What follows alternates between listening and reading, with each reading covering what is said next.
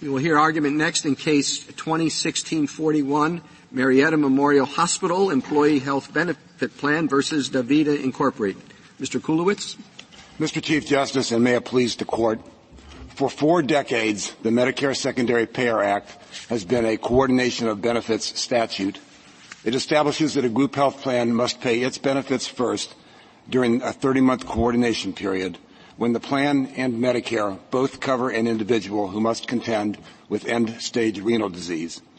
The plan must not take into account the Medicare entitlement or eligibility of an individual during that time or differentiate in the benefits that it provides between individuals with end-stage renal disease and other individuals covered by the plan on a basis that relates to that diagnosis. The Sixth Circuit has determined that there also is an implied mandate that dialysis providers occupy a specific position to be determined relative to providers who serve other vital health care needs of the 157 million American people who depend upon group health plans to defray the costs of their health care. When Congress requires a specific benefit or parity between benefits, it does so directly. It did not do that here. The Medicare Secondary Payer Act coordinates benefits. It does not prescribe them. The plan at issue in this case provides the same benefits uniformly to all participants and as primary payer during the 30-month coordination period. Respondents failed to state a claim under the Medicare Secondary Payer Act. Because the alleged violations of the Medicare Secondary Payer Act are the express and only basis of their ERISA claims, respondents also failed to state a claim under ERISA. The Court should reverse the Sixth Circuit and enter final judgment in favor of petitioners on all remaining claims. I welcome the questions of the Court. Doesn't your approach permit differentiation or some differentiation between sort of high-cost services that are used by a certain segment of the population? I think that's the argument here, that you have a lot of people who are not in a good position to pay, who are being charged at an amount that they're high usage, they're poor, and they can't pay the cost. And it seems as though your approach target that group. Your Honor, the approach that this plan takes is actually to minimize the actual out-of-pocket payment that the participants in any situation who are receiving dialysis will make. What this plan does by tying the benefit, by making the allowable charge the Medicare base rate and paying at 125% of that, that means that the plan pays 70% and the individual pays 30%. So what's the disagreement? The respondent does not agree with that assessment of your approach.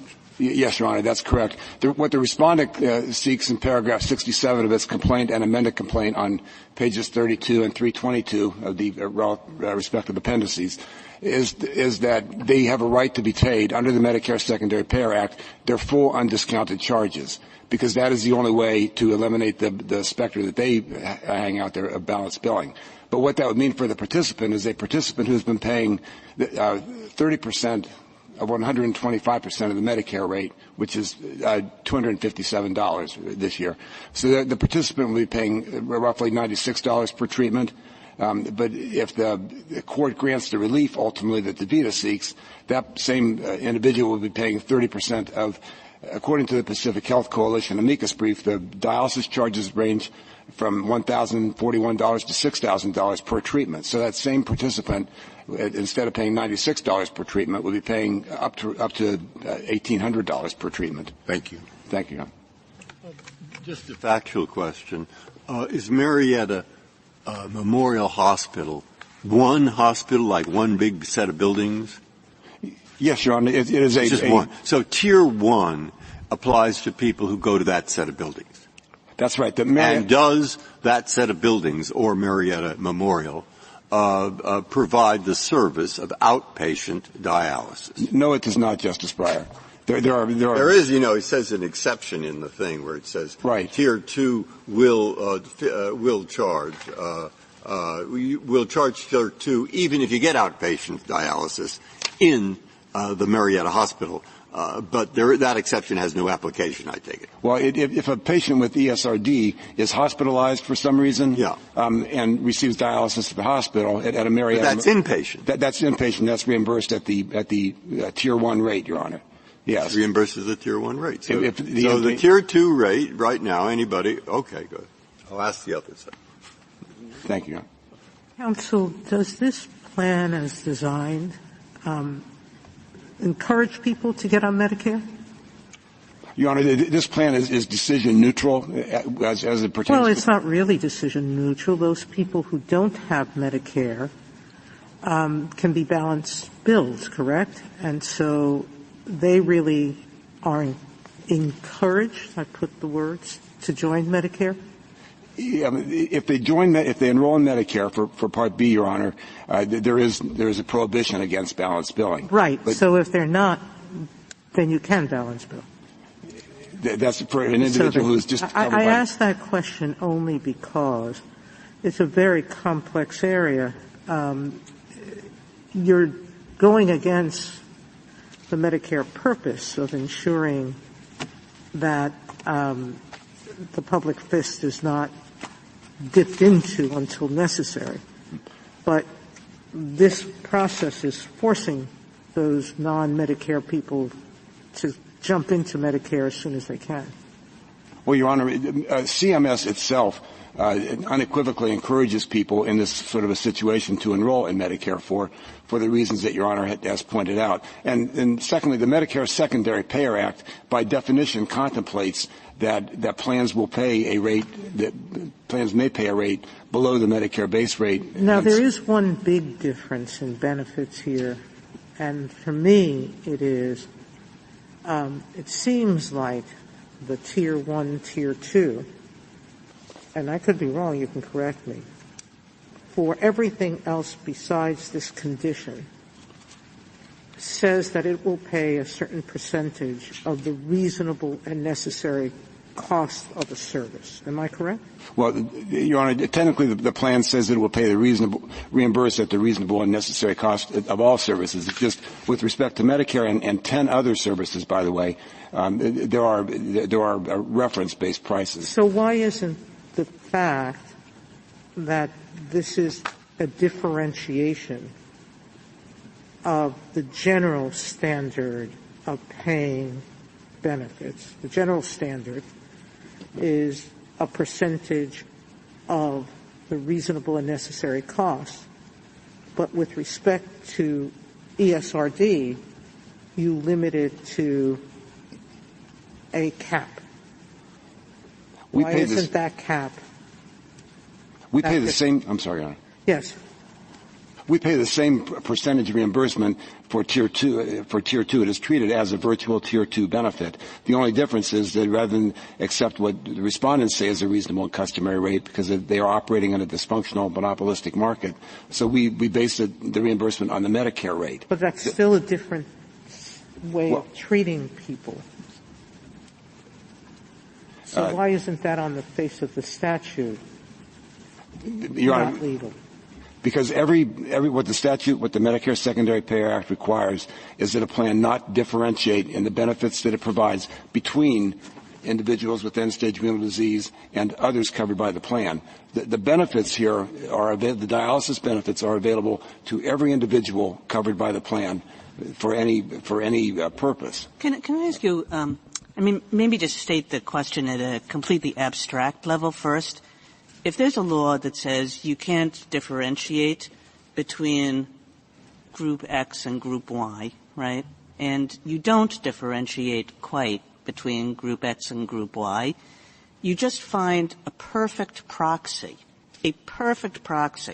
that ends up distinguishing between Group X and Group Y. So you change the words, but 100% of the people with this proxy characteristic are Group X. And 100% of the people with this proxy characteristic are Group Y. Are you in violation of the differentiation provision or not? What you would do in that situation, Your Honor, under the auspices of the Medicare Secondary Payer Act, is you would look at the first group in Your Honor's hypothesis, if they all are, and bearing in mind the statute says individuals with end-stage renal disease. If that is a common denominator among that class, then you go to the next element of the statute. Is that differentiation on account of the existence of end-stage renal disease?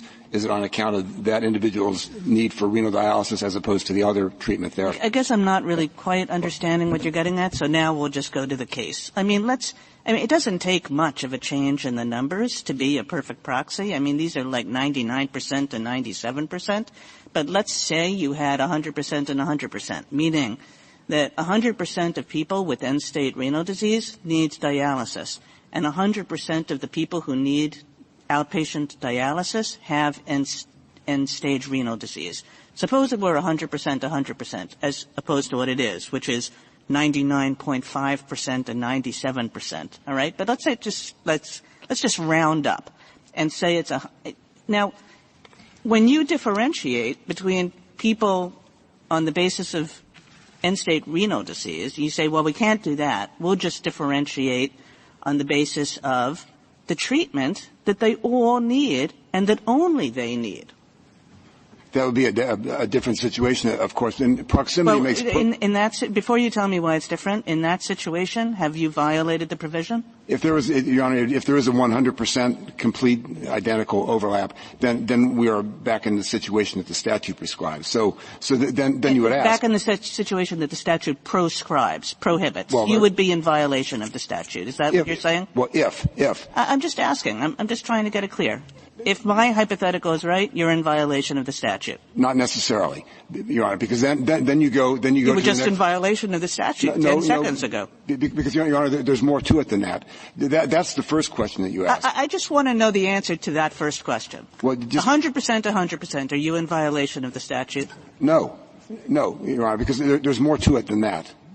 Because what the Medicare Secondary Payer Act says is that if that situation exists, if you have, whether it's 100% overlap or straight out end-stage renal disease, if they're all on one side, if the benefits that they have under the package are different, and it's 100% on that side, then you go to the on the basis of qualifying phrases. Are they on there because on the basis of their end-stage renal disease or the need for renal dialysis or in a related manner? Bearing in mind, there are a number of utterly lawful and reasonable classifications of plans. A plan can differentiate in the benefits made available based upon seniority, collective bargaining status, geography. We could go down a list of these kinds of diseases with these kinds of treatments that are always necessary for that disease and only used for people with that disease. We can do diabetes type 1 and insulin, or we could do antiretrovirals and AIDS. And these are, you understand why people don't want to pay for these things. They're expensive. But isn't that exactly what Congress was trying to do? It's saying stop trying to get out of paying for the only treatment that is appropriate for a particular disease. And now you say, well, we can do that. We just don't have to use the words end-stage renal disease. Your Honor, Congress legislated both an objective and means. The objective plainly was to protect the Medicare fisc after the usage of the Medicare benefit had grown exponentially over original projections. So, but then the means by which it said it required the plans to do that are not take into account during the coordination period and not differentiate in the benefits that it provides between individuals with end-stage renal disease and others covered by the plan. So you could use. I take that answer to be something along the lines of, and this is possibly right. We have found a perfect end run around the statute, but sometimes statutes have perfect end runs, and if the statute doesn't prescribe it, too bad. What the text of this statute pertains to, Your Honor, though, is distinctions between individuals, not distinctions between services. If we look to the clear text of the statute, it says what it says and does not say what it does not say. What the statute says is. We could go through a whole host of these. Mr. Waxman has a lot of them in his brief. If you say you can't differentiate between Orthodox Jews and everybody else, and then you have a tax on yarmulkes and kosher food. Are you doing that differentiation or not? Well, of course, in the Bray case, what the court did was to reject that sort of a classification as a basis for ipso facto invidious discrimination. What this plan does, Your Honor, it's essential, it's vitally important to the case. This plan provides exactly the same benefit to every individual in the plan. There is no differentiation in the benefits made available. And what the Medicare Secondary Payer Act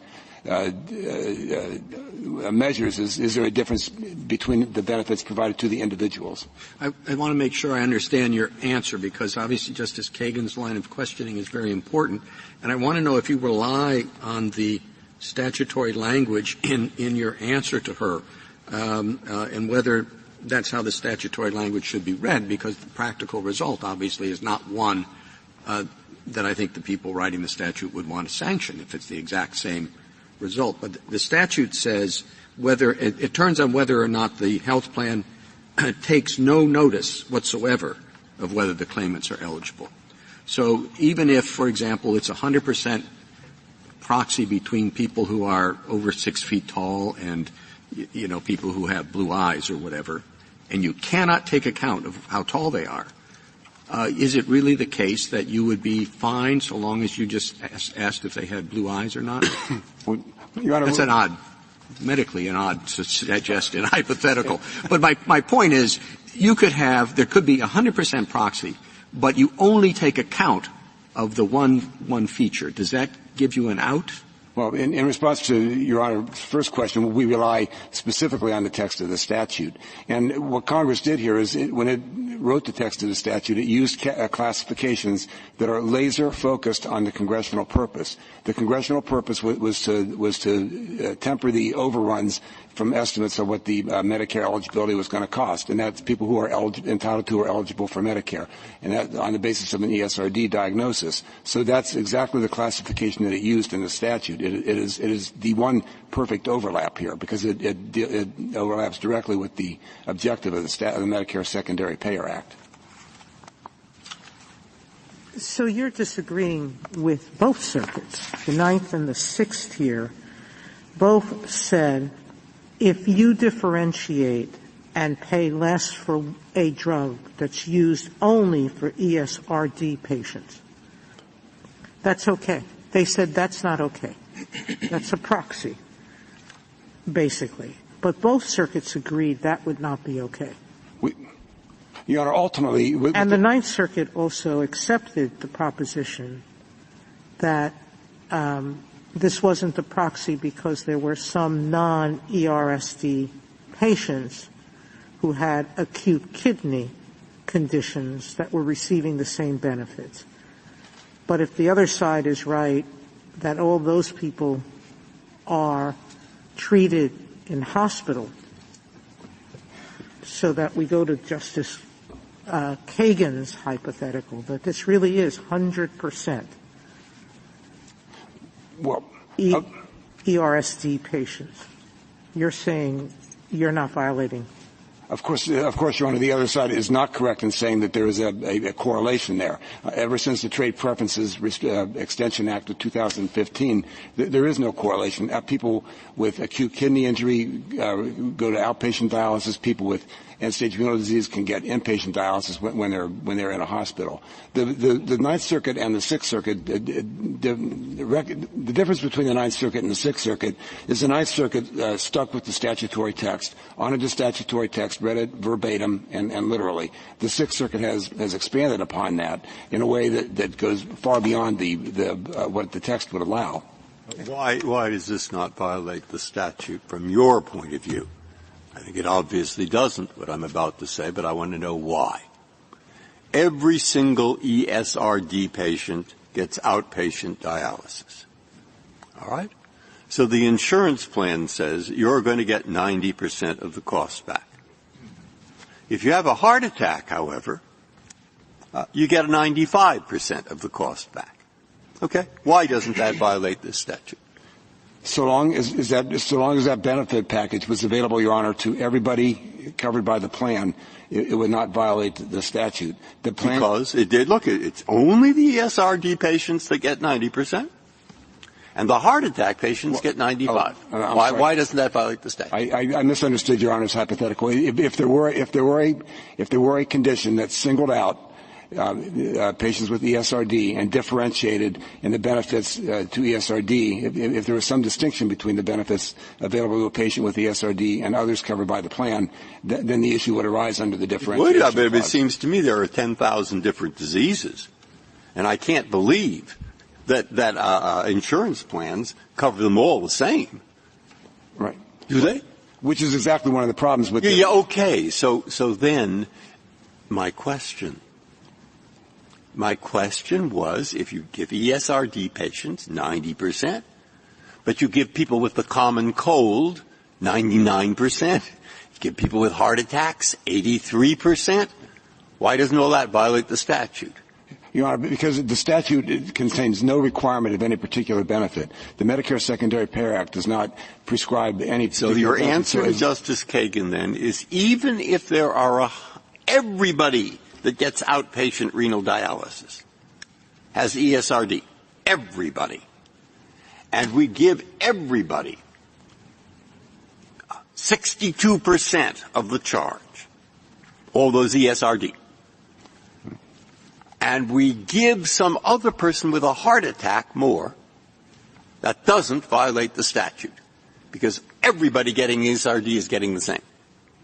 That's correct, Your Honor. Are you sure that's correct? Well, Your Honor, that package of benefits, if I understand Your Honor's hypothetical correctly, is one that would be applied the same package of benefits applied uniformly across a plan in the context of a statute that has no requirement of any specific benefit. I need to understand it from your point of view, and then I want to see the other people, what Mr. Waxman thinks. Thank you, counsel. Justice Thomas, anything further? Justice Breyer, anything further? Justice Alito? Well, I'm somewhat baffled by the statutory language. In 1395YB1C, I start out sort of understanding it. The plan may not differentiate in the benefits it provides between individuals having ESRD and other individuals covered by such plan on the basis of the existence of ESRD. All right. I can understand that. But after that point, a group health plan may not differentiate in the benefits it provides between individuals having ESRD and other individuals covered by such plan on the need for renal dialysis. What does that mean? And in what sense is it different from what I just read? Because what that means is if the reason that the different package of benefits goes to the patients with ESRD, if the reason for that is because of their need for renal dialysis, then that would state a claim under the Medicare Secondary Payer Act. What does that add to the language that came before it? Because, well, Your Honor, it adds several things. If a plan were to say that it would cover individuals who need kidney transplants, but it was going to be a separate package of benefits for individuals who needed renal dialysis,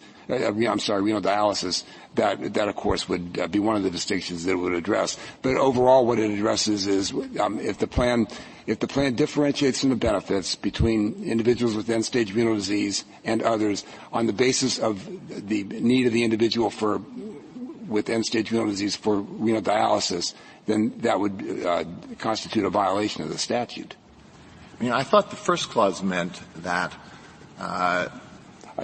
if you have people with end-stage renal disease and you have to treat them the same way, give them the same benefits as other people who are identical except for having ESRD. That's right? Well, I think I can address Your Honor's concern. So the first qualifying phrase, differentiate on the basis of the existence of end-stage renal disease, that would be a plan that said benefits were different just by virtue of having end-stage renal disease. Right. The second scenario is it would be different based upon the need of somebody with end-stage renal disease for renal dialysis as opposed to a Okay, so you have somebody with end-stage renal disease who needs dialysis, and you're comparing that person to whom? to other individuals covered by the plan. Who don't need So there are a person with acute kidney injury would need renal dialysis, Your Honor. Well, that's what was addressed by the first language. So if you can. It's two separate scenarios, Your Honor. What the first clause would identify or would address is a package of benefits that's different simply because the individual has end-stage renal disease. That would not include persons with acute kidney injury. So then the second, because that's not an end-stage situation. The second qualifying phrase would address people with end-stage renal disease who need renal dialysis. If that were the basis for differentiation of the package, there would be issues under the Medicare Secondary Payer Act. And then we get to the third part. May not differentiate in the benefits it provides between individuals having ESRD and other individuals covered by such plan in any other manner. What does that mean? Your Honor, what that means is any other manner related to the ESRD diagnosis. Under the Euston Generis canon of statutory construction, when we have a general words follow a series of specific words, they necessarily relate to the condition that the limiting words address. So in any other manner, in any other related manner, for example, if a plan said that benefits will be differentiated for those who need manual removal of waste products and excess fluid from the blood. I mean, that would be a synonymous or related to the end-stage renal disease. So that would constitute a violation. They each serve a separate purpose. The first relates to the condition. The second relates to one of the therapies. The third relates to the differentiation on the basis of the diagnosis in general. Okay, well, I will ponder all that. There are various categories of entities and people who might be financially affected by the outcome here. There are the group health plans. There are the two companies that provide dialysis, or basically two companies that provide dialysis. There's Medicare, and there are the people with ESRD. To what extent are people in the latter category going to be affected by the outcome? Your Honor, if the court were to affirm the Sixth Circuit and it goes back and the judgment is entered for what DaVita seeks here, which is the right to be paid its undiscounted charges, it would be disastrous for people who have end-stage renal disease and are covered simply by plans. Because that would be a situation where right now they're paying 30% of 125% of the Medicare rate, which would be in the $90 range, $96 range. Paying 30% of the undiscounted charges could be up to $1,800 per treatment, and that would very quickly exhaust resources and reach their out-of-pocket maximum within the space of 2 to 3 treatments here. So, and it would be equally catastrophic for plans because it would absorb plan resources that are needed to cover other vitally important health conditions as well. I'm sorry. Okay, so it would be just one more follow-up. So, if you were to lose, it would be bad for your client, bad for other group plans, bad for the people with end-stage renal disease, but good for Mr. Waxman's client and for Medicare. Your Honor, I don't think I heard the end phrase. And Medicare. No, I don't think it would be good for Medicare either, Your Honor, because what would happen in that situation if people, there would be one can easily imagine a mass migration out of group health plans straight into Medicare, which is exactly the situation that we're trying to avoid. Patients right now who are paying on a allowable cost basis with a reference-based price in particular the Medicare price here, they're paying a much lower rate, their actual out-of-pocket. I know that there's a specter of balanced billing, but the important thing to remember about that is that's a function.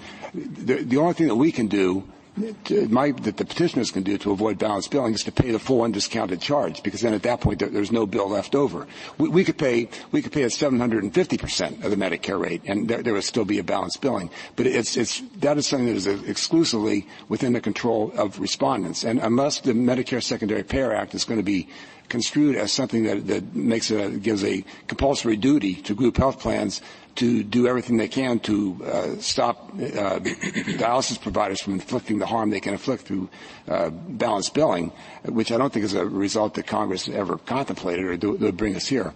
They're going to be in a very precarious position. The Thank individuals. you. Thank you, Counsel. Justice Sotomayor.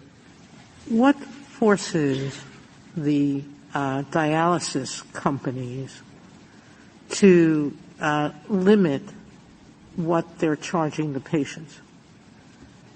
You're limiting what you're paying the patient, but what limits them? Medicare limits them. Medicare, if you accept Medicare, which they have to basically for this, they can't charge more than Medicare permits, and they can't balance. But what stops the companies from charging patients whatever they want? Nothing, Your Honor. Exactly. The only situation in which they can not charge, in which they're bound by the Medicare rate, is when the individual, or affected by the Medicare rate, is when the individual has enrolled in Medicare. Why does your system help patients?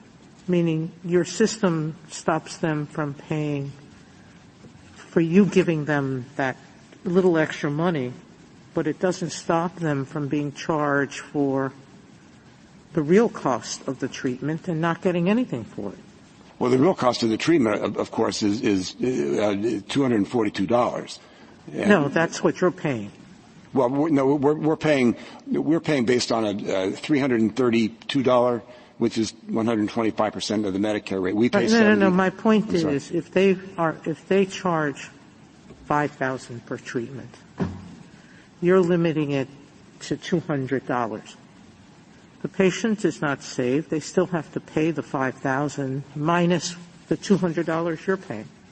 If they would have to pay the balance of the $5,000, Your Honor, only if DaVita exercised its right to balance bill there. It does not, and notably in this case. But the point is that you're not helping the patient in those situations. The only way that we can avoid balance billing, Your Honor, in a situation where DaVita will not come in network, and notably there's no allegation in this case that DaVita has ever sought to come in network or wants to come in network and has been denied the opportunity to come in network, the only way that we can avoid balance billing would be to pay on the basis of the full undiscounted charge, which would put the patient in a much worse position. Because then, right now, they're paying 30% of 125% of the Medicare rate. Then they would be paying 30% of up to $6,000 per treatment. Thank you, Counsel. Justice Kagan, anything further? Yeah, I'd like to go back to where Justice Alito was taking you about the exact language of this statute. And it is a confusingly written statute, but here's a theory of it. So the first, it says you're not to differentiate between individuals having end-stage renal disease and other individuals in the plan. All right? Right? In the benefits provided. Yeah, in the benefits provided. Now, when it says on the basis of the existence of end-stage renal disease, that's completely redundant. Because if I tell you not to differentiate between people with end-stage renal disease and those without end-stage renal disease, I'm obviously telling you not to distinguish based on the fact that some have end-stage, but, that they have end-stage renal disease and they don't, right? That's just redundant. Well, Your Honor, may I push back with an alternative hypothetical? No, definitely not. All right. You can push back. I'm not saying you can't push back at some point, but I think what I just said is pretty obviously true. All right. Now it goes on. You also can't distinguish on the basis of the need for renal dialysis. Right? Now, what does Congress mean when it says that? And it's not particularly precise, and it's not particularly grammatical. But why is that there? It's there because they know you're going to do exactly what you're doing. It's there because they're saying, don't try to distinguish between those with end-stage renal disease and those without end-stage renal disease by finding the perfect proxy, which is the therapy rather than the condition. So that's why that's there. And then in any other manner, in case there's a proxy that we haven't thought of, don't try that one either. So altogether, this is basically saying you can't distinguish between people with end-stage renal disease and those without. You can't do it directly. You can't do it by means of the fact that this group needs dialysis and this group doesn't, and you can't do it by finding any other proxy that perfectly separates these two groups. Well, Your Honor, we respectfully disagree, and maybe if I can give a hypothetical that might cast it in a different light. Say that a plan said that there would be one set of benefits for people in North Dakota and another set of benefits for people in South Dakota. And it just so turns out that the people in South Dakota, some of the covered individuals, the only individuals covered by the plan who have end-stage renal disease are in South Dakota. So they would raise, understandably, they would raise an issue. They say, hey, I've got end-stage renal disease. My benefits are not the same as the people in North Dakota. Why is that? And so then we go to that's when we go to the first, second, and third elements of the clause. If it, they would say, is it because I have end-stage renal disease? And the plan may say, no, it's because this is on the basis of geography. The laws in North Dakota are different from the laws in South Dakota. Or no, it's on the basis of collective bargaining. The people in North Dakota are in a bargaining unit. People in South Dakota are not in a bargaining unit. They may be on the basis of full-time, part-time, current employee, former employee. So it's not a redundant appellation there in that case, Your Honor. If it's not just because there is there some relevance to this case? Well, no, actually. I mean, how do you? Because the benefits in this case are applied. The same benefits are applied uniformly across the board to every participant in the plan. There is no differentiation. Yeah, I mean that's like Anatole France and sleeping under the bridge, and the poor and the rich alike, right? No, Your Honor. It's applied to everybody. Well, even those people who don't have any use for dialysis. What the law that Congress gave us says is that a plan may not differentiate in the benefits that it provides between individuals with end-stage renal disease and others covered by the plan. So the threshold based on the need for renal dialysis. Well, and you get to that if there's a differentiation, but there has to be your threshold question, Your Honor, is there a differentiation in benefits here? And if there is no differentiation in benefits, if everybody in the plan has the same benefits, then the qualifying I'll clauses just say it again, maybe more briefly than I said it before, just in case it's a problem of communication on my end. Right. But this based on thing is supposed to tell you not to do exactly what you're doing. This based on thing is saying, don't do it based on the condition itself, don't do it based on the therapy, and don't do it based on anything else that is a proxy for the condition. But what it is saying not to do, Your Honor, is to differentiate the benefits between individuals here. It does not prescribe any benefits. It does not prescribe parity of benefits. Okay. Is this your point?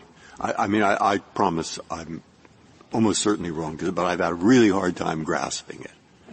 You're saying that if there is a human being in this plan, whether he has end state or not, and if that individual, should he get end state, would be treated worse, that is covered by this language. If the end-stage renal disease diagnosis let me say it again if you didn't get it. Did you get it or not? I believe I do, Your Honor. Okay, then am I right or wrong? If the diagnosis ends up with a differentiation of benefits, then there would be it would state a claim under the Medicare Secondary Payer Act. I'm trying to figure out what other is Justice Kagan correct? That's one possible reading. And I'm trying to see you think she's not, so I'm trying to figure out what your reading is. Okay? Mr. Smith, who has a heart attack, or Mr. Smith, who has your plan, should he, Mr. Smith, get end-state renal disease under the plan, he won't be treated as well as all the other 98,000 people who have end-state.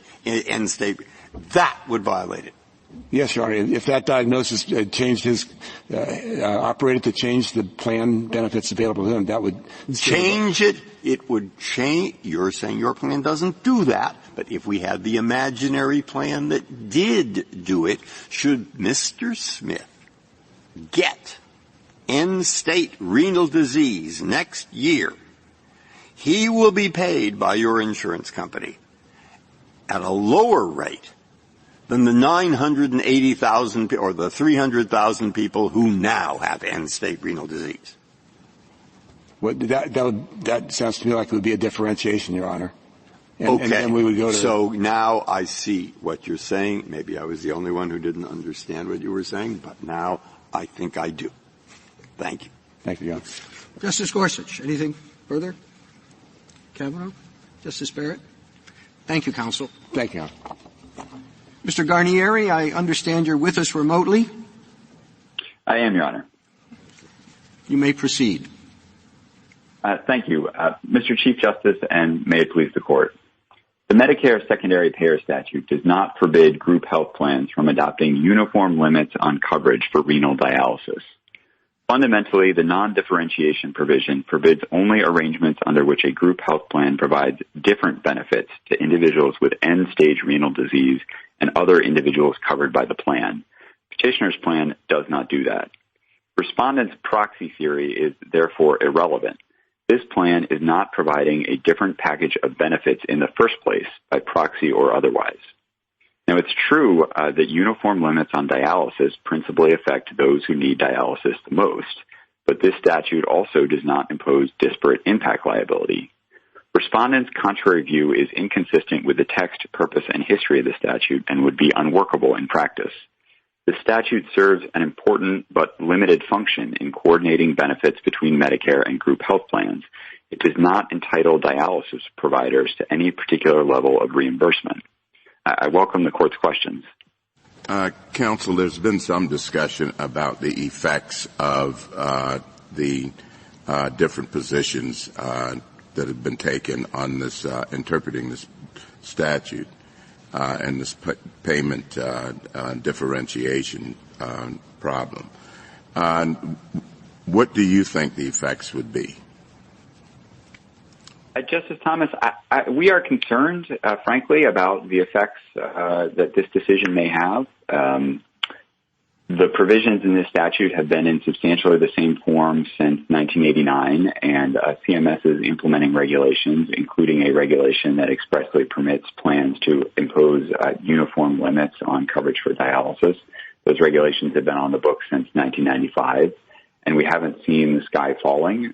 We haven't seen many examples in which there is plans have engaged in creative ways to try to circumvent the statute. But certainly, a decision from this court could bring renewed prominence to this issue. So we don't sort of take those policy concerns lightly. Of course, Medicare itself is available as a backstop here. The whole design of this statutory scheme is that individuals who develop end-stage renal disease after 3 months of dialysis, they are eligible to enroll in Medicare. And during the 30-month coordination of benefits period, Medicare is there if they would like to enroll in Medicare and pay for Part B. Medicare is there to cover any potential gaps in the coverage that the group health plan provides. Thank you. Counsel, what is your response to Justice Kagan's line of questioning about proxies? If you have somebody that's it's 100% proxy, it does not take, whatever it is you're not supposed to take, Medicare eligibility into account at all, but it just turns out that the group is the same as it would be if it did take the Medicare into account. Sure. Again, as I said at the outset, I don't think the proxy theory is really sufficient for respondents to prevail in this case, and that's just a result of the plain text of the statute. 1395Y B1C Roman 2 states that group health plans, quote, may not differentiate in the benefits it provides. A group health plan may not differentiate in the benefits it provides between individuals with end-stage renal disease and others covered by the plan. And if a plan is providing the same package of benefits to all individuals who are covered by the plan, which is what Petitioner's plan does, then it is not differentiating in the benefits it has provided, and therefore it is not violating this specific provision. And so there's no occasion arises to inquire into whether the plan is drawing a line among plan participants on an impermissible basis or as a matter of a proxy for an impermissible basis, because there's no improper line drawing in the first instance. And how about my view of the statutory language, which does suggest that the statutory language itself indicates a concern that proxies will be found, and attempting to really cut that off at the pass In other words, don't distinguish between these two groups, people with ESRD and those without, based on the fact that they have the disease, or based on the fact that they need renal dialysis, or based on some other proxy you can come up with. Just don't do it at all. I take the point, Justice Kagan, and in some ways that's another reason. I mean, the statutory text itself here furnishes an additional basis that you don't need to kind of import into this coordination of benefits statute the concept of proxy discrimination drawn from an opposite body of federal civil rights law. I was suggesting that back language, Mr. Guarnieri, is the kind of don't think you can end run this language. That's what that language is there for.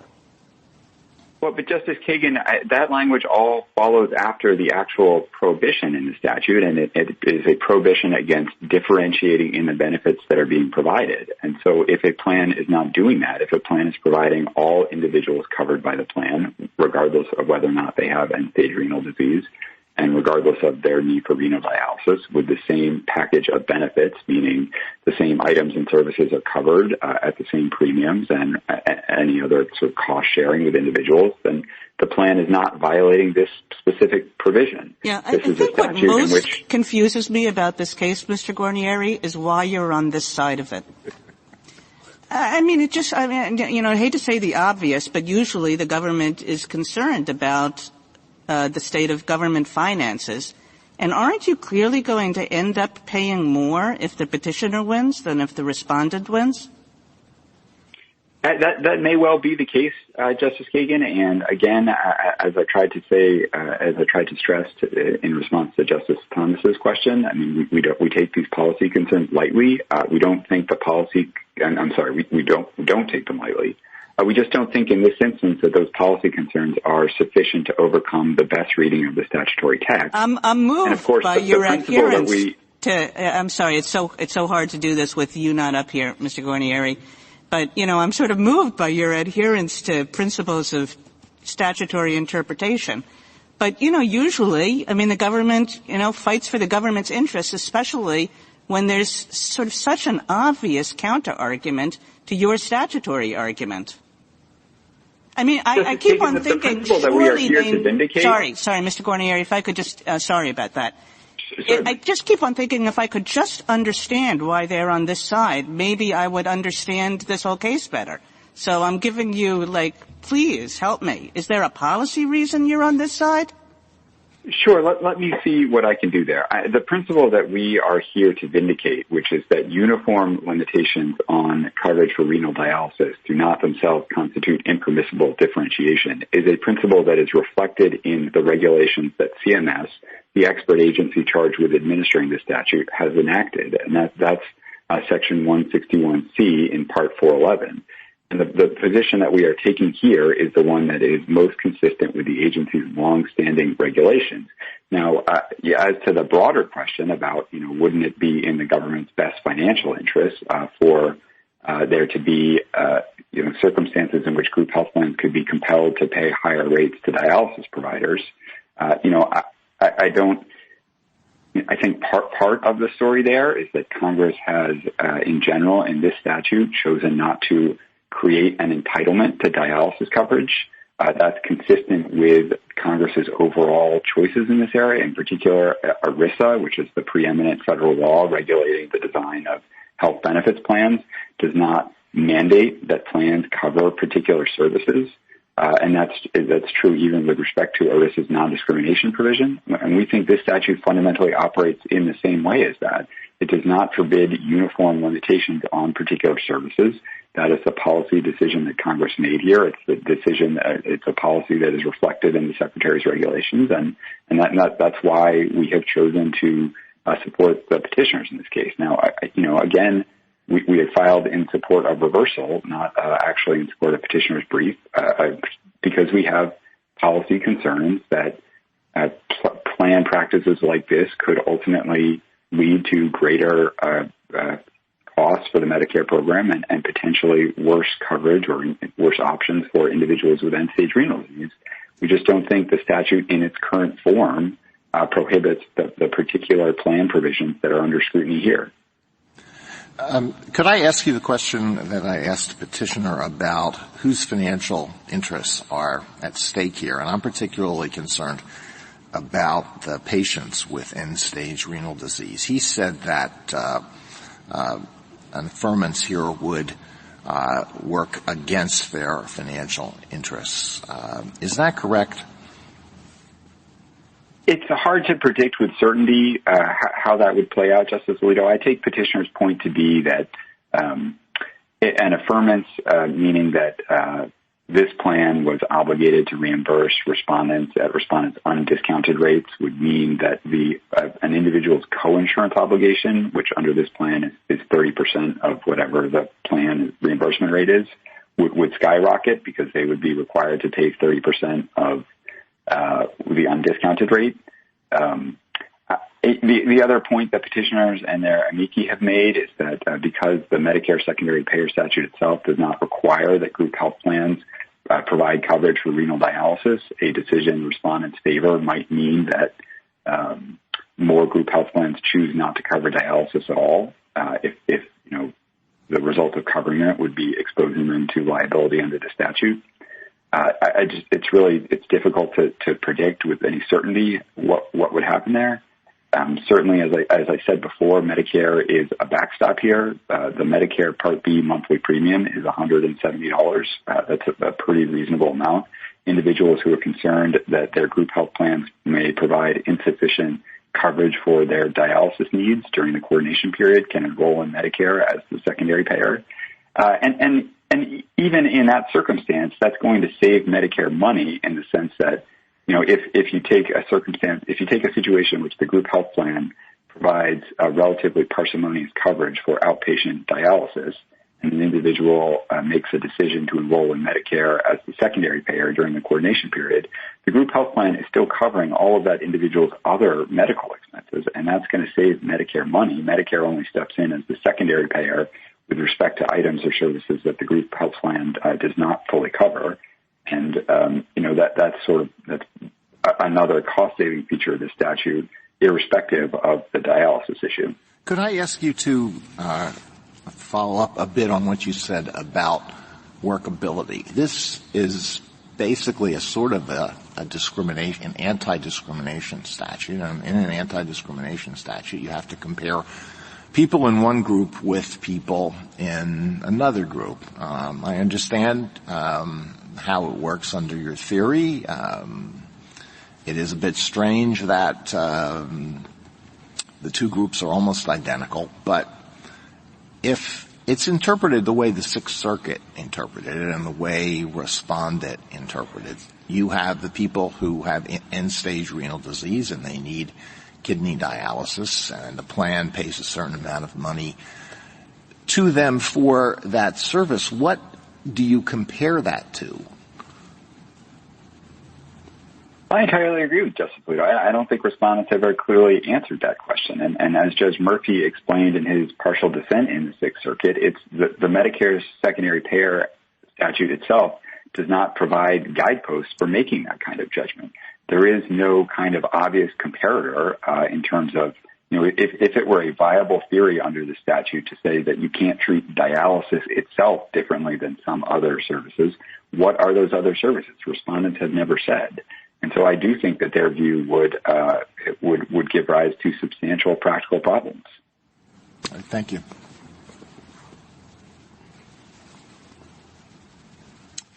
Justice Thomas, anything further?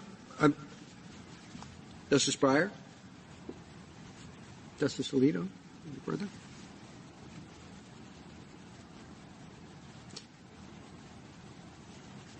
Thank you, Mr. Guarnieri. Thank you, Mr. Chief Justice. Mr. Waxman?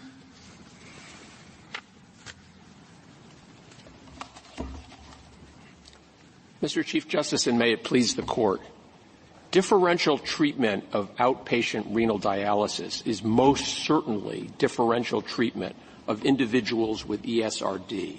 Congress determined that, and it determined it because Congress understood in 1972 and in 1981 and thereafter that ESRD patients uniquely and utterly need outpatient dialysis for the rest of their lives, and a plan whose purpose, as alleged here, and effect is to move primary coverage of ESRD patients to Medicare, is one that most certainly, quote, takes into effect those patients' eligibility for Medicare. The reading urged by the petitioners and the Solicitor General, by which the anti-discrimination provision bars only plans that single out ESRD patients by name, and the take into account provision only applies to plans that reference Medicare eligibility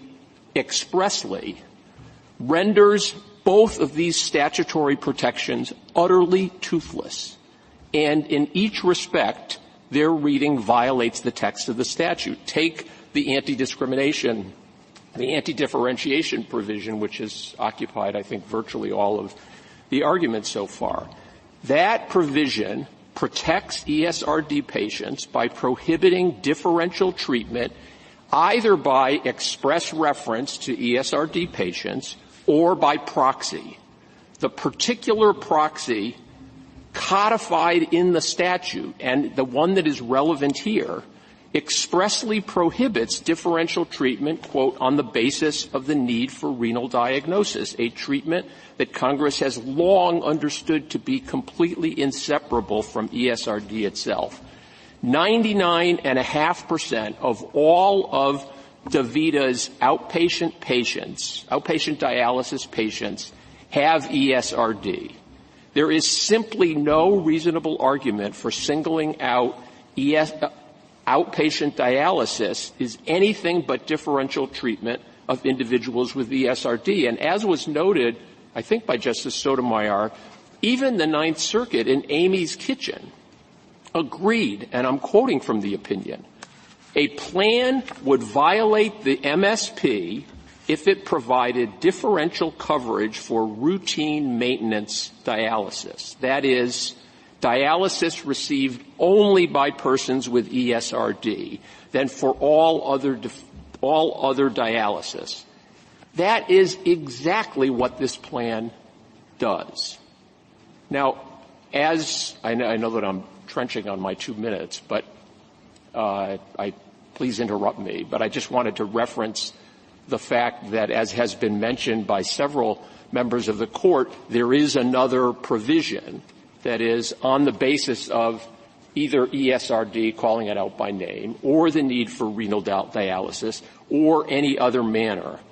And that's because, as I think Justice Kagan's question suggested, Congress understood at the time that other proxies for ESRD might exist, or more likely might come to exist, with medical advances. And so the statute also prohibits differentiation on any other manner, which in context should be understood to mean in any other manner that in effect singles out a treatment for ESRD. I want to clarify just a couple of, I think, errors that my friend on the other side made. The notion that they are actually helping beneficiaries because they are limiting the amount of balance billing available is utterly wrong. One of the main reasons that renal dialysis is disadvantaged here is that the plan says unilaterally there is no in-network service for this. If there were in-network service, as there is for virtually all employment group plans in the United States, this is an extreme outlier. There's no balance billing at all. If there was an in-network option, and this goes to I think Justice Alito's questions about who's harmed, if there was an in-network option, there would be no balance billing, and patients would have a right to treatment. They would have a right to treatment by somebody who was in network. Right now they don't. And as there are some really terrific and very knowledgeable amicus briefs filed in this case, it is completely clear, and Congress has understood, that if this Court accepts the other side's ruling, there is no reason on God's green earth that United Health and Aetna and all the big plans that health plans and big employer health plans, all of whom do not differentiate in any basis on the need for renal dialysis. I mean, they have shareholders. Of course they're going to do it. I don't understand how your approach would work, but I assume you'll be able to explain it to me. So suppose the plan says that we will pay a maximum of X dollars, let's say $1,000 per year for renal dialysis, period. Is that vulnerable? I'm sorry, is that what? Is that vulnerable? Is that illegal in your view? So the answer is it depends. If what the plan says is for all other forms of, you name it, treatment, medical treatment, chronic medical treatment, we will pay the customary ordinary and reasonable cost, except for renal dialysis, that's a differentiation that's prohibited by the statute. If you have what's called a skinny plan, which is a plan that says, we're going to provide for regular checkups, et cetera, but we provide no benefits for chronic health care. Well, what if they do something like I understand Medicare does? So they have a certain amount for different conditions. They go by the Medicare code. They provide a certain amount for different conditions. So they discriminate among different medical conditions, and they pay different amounts for different medical conditions. So, Justice Alito, there's no doubt that different medical treatments require different amounts. Yeah, so how do you compare what is maybe they're being very stingy with renal dialysis as compared to other I just don't know what the standard is for making the comparison. So I think you've just identified the standard, which is if there is a differentiation on the basis of the need for renal dialysis, a differentiation and we can talk about what the relevant comparators are, there is a violation. Now, in this case, there's no dispute about the relevant comparators. This plan, as is plausibly alleged in the complaint, and I don't think there's really any dispute, but if there were, it would be developed when and I hope the order dismissing the complaint is reversed.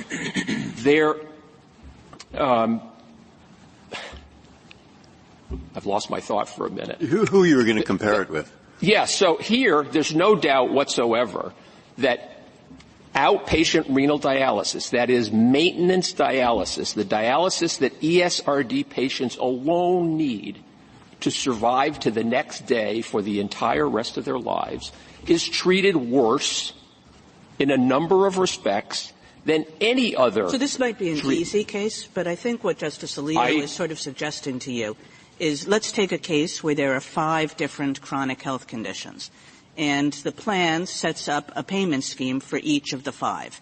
And it's like, well, it's not as though 4 of them they say will pay the reasonable costs and the 5th will pay $500. They put different price tags on each. What are you supposed to do? So I think what are you supposed to do is the same thing under our reading of the statute or the other side's reading of the statute. What if the statute said instead, let's take an example. We're going to pay the ordinary reasonable costs for everything except heart disease, congestive heart failure and ESRD. Congestive heart failure and renal dialysis. No. The treatments that are needed for congestive heart failure and the treatment that is needed for ESRD. You can say, well, does that differentiate or doesn't it differentiate? I mean, I would say in that situation it probably doesn't differentiate, but the salient point to your question and Justice Alito's question is that they have the same problem in their reading of the statute. In their reading of the statute, they say, well, look, you can forget the last 18 words of the statute. All you have to know is whether it differentiates on the basis of people who have ESRD. So what if the plan said, okay, people who have ESRD and people who have congestive heart failure or people who have cancer get a lower level. It's the same comparator problem. No, it isn't. Look, What they're saying, I think now, I hope, because I've had a hard time with this. Okay. I think they're saying, imagine, or at least this is close, there are 5,000 members of a plan. They each have a piece of paper which describes the whole plan. In this piece of paper, it says ESRD outpatient, and it is identical. Whether you have the disease, whether you don't have the disease, you might get the disease, maybe you had it and wasn't paid for, but anybody who has it or gets it or whatever it is will be paid identically. That's the end of the case. Yeah, I agree. What you are saying, good, at least I've got that right. But then what you are saying, it seems to me, is we look at that piece of paper and we see everybody's getting the same. Bah! People with heart conditions, something different. People with colds, something different. Inpatient people, where you add to the bill normally about $2,000 a day for hospital overhead, are paid something different. And lo and behold, that's what you want us to look at.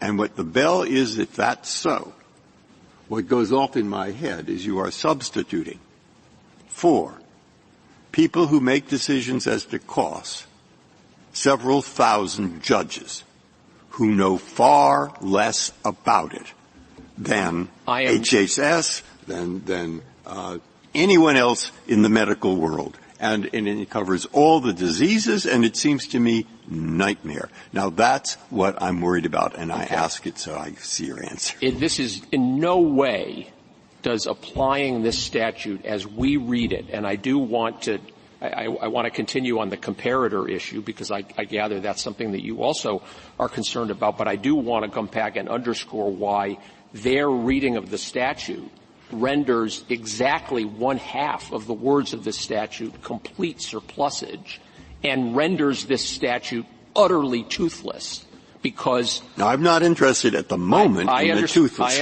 I understand. I'm interested in the chaotic. The point about the comparator is in a case like this where we allege, and our complaint was dismissed, that renal dialysis and outpatient renal dialysis are treated uniquely disadvantageously and compared to any other treatment. Or you can introduce evidence, whether it's this one, compared to heart attack patients. Yeah, absolutely. There's not going to be any Then how do you avoid, that? if not this case, in the mine run of cases, of people bringing non-stop cases where the judge has to look at heart attacks, inpatient diagnostic facilities? You know, we could go on for about 10 months listing all the other things. Justice Breyer, I would do it in any number. The first way I would do it is to say, is this does the allegation here represent a differentiation of ESRD patients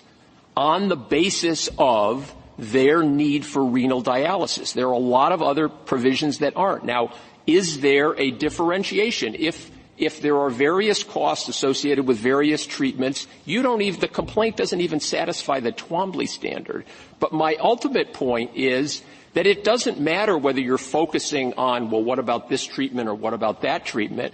They have the same problem if you're saying for people with ESRD or people with diabetes or people with congestive heart failure, you get X, but for people who have hearing loss, you get Y. It's the same. You can't avoid a comparator problem.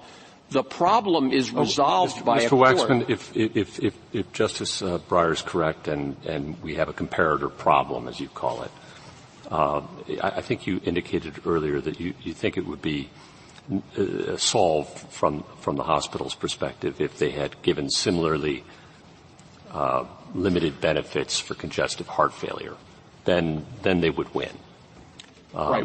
In that instance, we would have to show that the addition of congestive heart failure, which I think would be hard, but let's say they say, you get the same thing for sleep apnea, the same disadvantageous treatment. The burden would be on us if there were disadvantageous treatment of a host of medical treatments, the burden would be on us to plausibly allege and then prove that those were, in essence, a sham. Okay. And what incentive structure does that create? Might that encourage health plans to provide more parsimonious limits for other similar chronic diseases? So I think not, and I'll say one reason is historical and the other is logical and I suppose political with a small p. These plans have been, this anti-differentiation provision has been around for 31 years. This and the plan in Amy's Kitchen and a few other ones are utterly. Well, both sides can talk about the fact that the history is on their side, and I'm asking you to put that aside for the moment. Okay, so you indicated that if a plan could show that it was equally parsimonious with respect to congestive heart failure, it would prevail. I would think that would be a suggestion to plans that that's exactly what they should do. And should we worry about that? You know, I really think you don't need to worry about this, not only for historical reasons, but also because it is only ESRD patients who are immediately eligible after 3 months, regardless of age, from Medicare. And that raises another question I had, actually, and that is, you know, I understand in any discrimination law to protect patients. But I'm not familiar with one that this Court's encountered before that would only protect the public fisc. Oh, there's no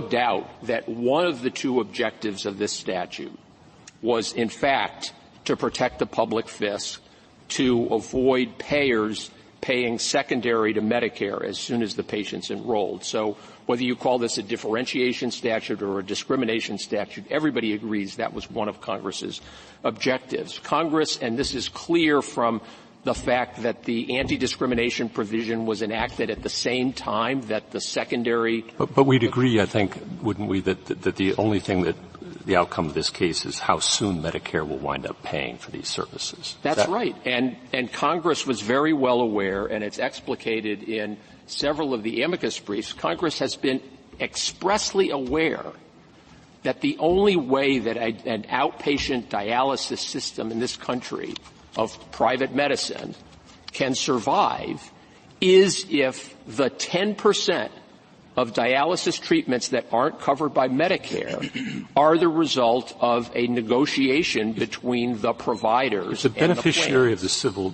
if the beneficiary of the anti-discrimination principle is supposed to be the public fisc, then what should we make of the fact that the government is on the other side of the V in this case? I mean, I think if they're the beneficiary of the discrimination principle you're asking us to adopt. So they aren't the beneficiary. They are one of the two beneficiaries, and I'll address the second Well, later. we agree that the patient's going to receive the services under Medicare, right?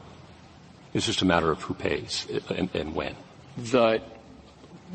Let me first address the perplexing question of why the government is on the other side. But why don't you answer that question first? We agree that the only question is who pays and when, right?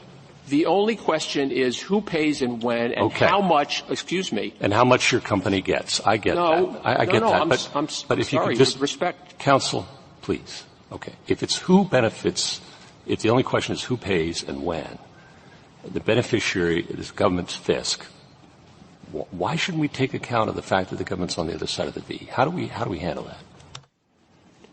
Well, I think Mr. Guarnieri has told you in his argument that the government is on the other side because it feels some duty to defend one particular sub-provision of its regulations, which, as our briefs explain, is inconsistent with both the statute and the provision that immediately precedes it.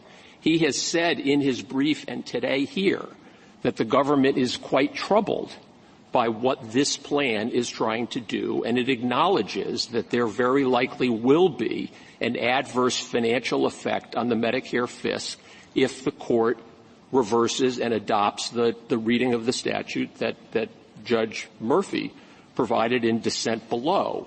But here is, and I apologize if I was wrangling with you, but I was objecting to your suggestion, which I know you don't mean, but I had heard it mistakenly, that the only people who are harmed here are possibly the Medicare fisc and my company or the companies.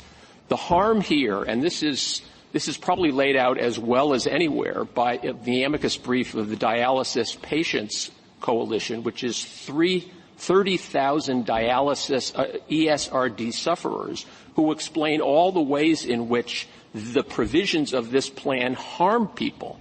Now, you can say that, this is just a payment dispute, but it's not. The core benefit that these plans provide is payment for medical services. And there's real harm, number one, that there is no, uniquely for this service, there is no in-network available. So there is no provider who has agreed not to balance bill and who has guaranteed that you can get treatment.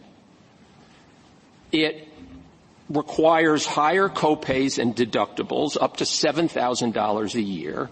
It doesn't provide any relief whatsoever for the first 3 months in which there is no Medicare backstop. And you can say, oh, well, this is the Medicare Secondary Payer Act. You can always enroll in Medicare Secondary. The government says that's an extra $170 a month. Which is, by the way, the minimum. It is certainly not applicable to everybody. You pay Medicare $170 a month or $250 a month, and you can get this secondary coverage. This is in addition to what these people of limited means and who are facing end-of-life worries are already paying to the group health plan. And if they can't reasonably afford to pay 2 sets of benefits, they do what patient A did in this case. Mr. Waxman, isn't it true that your company and another company control around 89% of the market for dialysis? I don't know the numbers, but there are essentially 2 large players and then several other players. And the reason that exists, to my knowledge, there's never been an antitrust complaint filed against these companies. And if Marietta Memorial or MedBen had some claim that they were, refusing to negotiate in good faith or agree to a reasonable price, there are plenty of causes of action. The reason that it exists, and I think my friends on the other side agree, is because Congress has chosen to, for purposes of Medicare or Medicare, CMS has chosen to reimburse the centers at less than the actual cost of providing the service, with the understanding that in a few instances, that is the 10% of people who get outpatient dialysis, they operate under negotiated in-network plans with the provider. Well, the statistic I have is that your average cost per treatment is $269, and you charge on average $1,041. Is that right?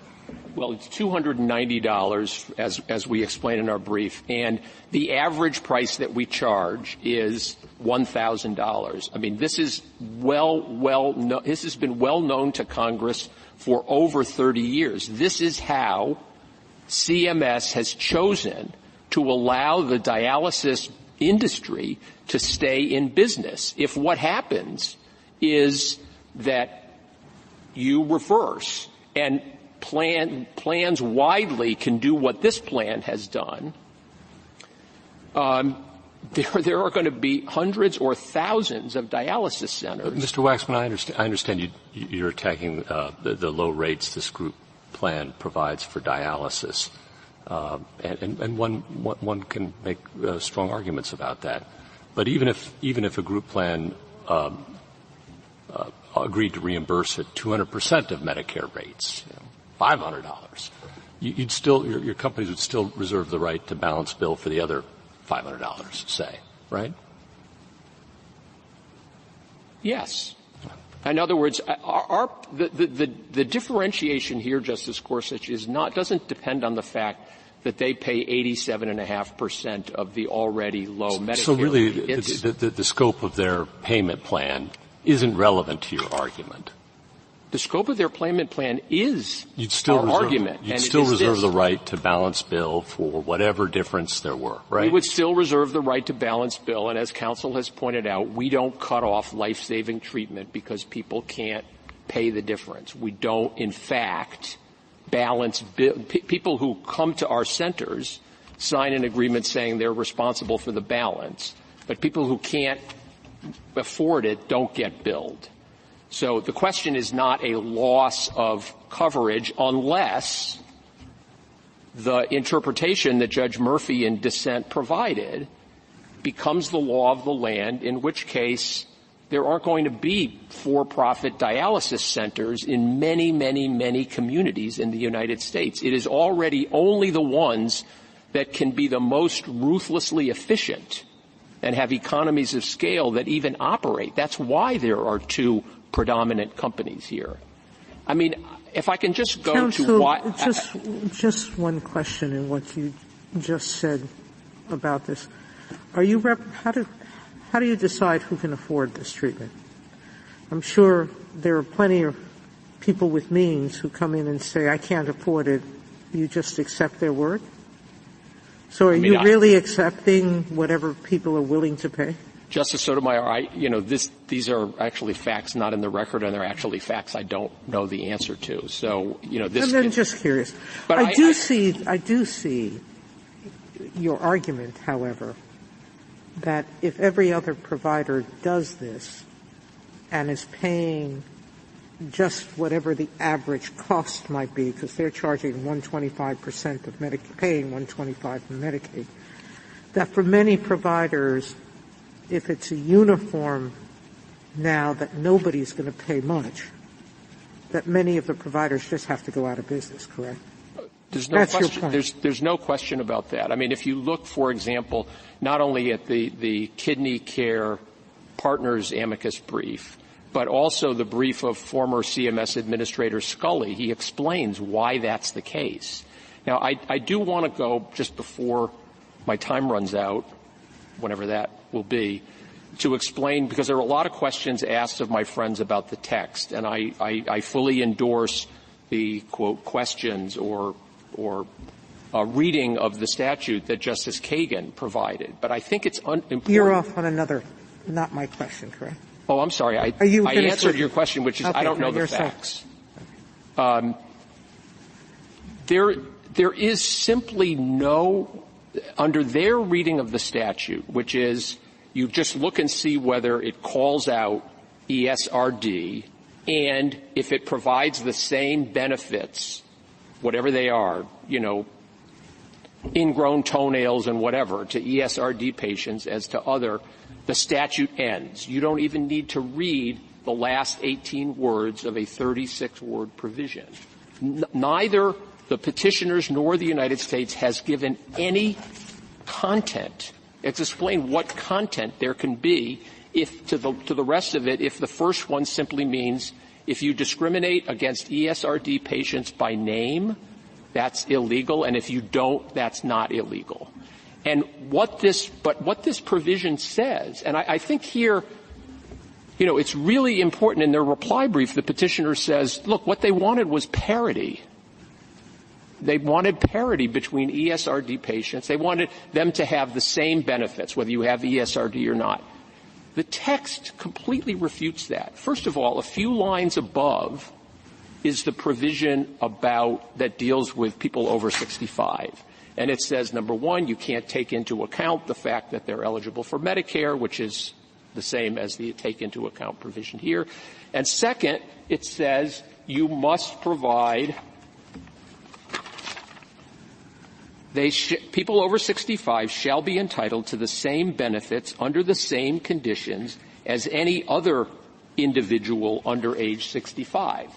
That's not what our provision says. What our provision says is you can't differentiate on the benefits you provide between individuals having ESRD and other individuals covered by the plan on the basis of, and then it explains what it means to differentiate. On the basis of express. You can't do it. You can't call it out by name. There is a statutory proxy. You may not do it on the basis of the need for renal dialysis, and you may not do it in any other manner that serves as a proxy for what ESRD patients uniquely need. That reading of the statute, Justice Kagan's reading of the statute, gives meaning to every word of the statute. The government's reading and the petitioner's reading gives no meaning whatsoever. The one example the government was able to come up with in its brief, which is, well, some plans may give greater benefits based on tenure, and people with ESRD may be older, fails because a plan that gives higher benefits based on tenure doesn't even meet their test for the first part of the clause. It's not differentiating on the basis of ESRD. I mean, the anomaly in this case, and I would be interested in MedBen's lawyer response to this, is, as we allege in the complaint, MedBen, which is the plan administrator and this little consulting firm that's come up with the language that was imposed by this plan, it expressly touts the benefit of its ability to, quote, reduce dialysis procedures provided to ESRD patients, close quote, by implementing our proprietary dialysis health plan language. And in this case, it is here trying to deny that that is what its plan does.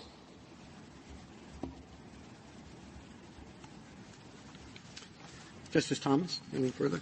Justice Breyer? Justice O'Connor? Okay. Thank you, counsel. Thank you very much, Your Honor. Rebuttal, Mr. Kulewicz. Thank you, Mr. Chief Justice. 4 brief points, please. First, in further response to Justice Alito's question about the network, it does, of course, take 2 to network. DaVita never tells you or never says, either in the record or even up to today, that it wants to come into the network. What it seeks is the right to be paid at its undiscounted charges. That would destroy any incentive to come into network. It would have, obviously, the catastrophic effect upon patients and the plans that we've discussed. Justice Breyer, in response to your ongoing search for a comparator, we still have not heard one. We don't have a comparator in the brief of the respondents, and we've not heard one today. What comparator, if we say that there is disparate impact and it should be equal, the question is equal to what? We haven't seen it in the briefs. We still don't see it today. My friend indicated that this cost containment measure, the plan is unique to the plan, but if the court will look at any from pages 52 through 92 of the joint appendix alone, there are 10 other examples in there, including 5 other out-of-network situations that the plan addresses, 1 other reference-based price that the plan uses, and 4 extraordinarily costly surgical centers that are completely excluded from the plan. These don't have anything to do with dialysis, but the point I want to make is that dialysis is not the only situation that is a cost containment function here. And then finally, in response to Justice Sotomayor's question about what would happen to plans, of course, what would happen to providers? The providers, of course, have gone to Congress before to get an increase in the Medicare rate. They are still able to do that. And if the court were to reverse, as we are asking in this case, and enter final judgment in favor of petitioners on all claims, perhaps that will give respondents the incentive to negotiate a network rate that is fair and reasonable. Thank you, Your Honor. Thank you, counsel. Thank you, Mr. Guarnieri. The case is submitted.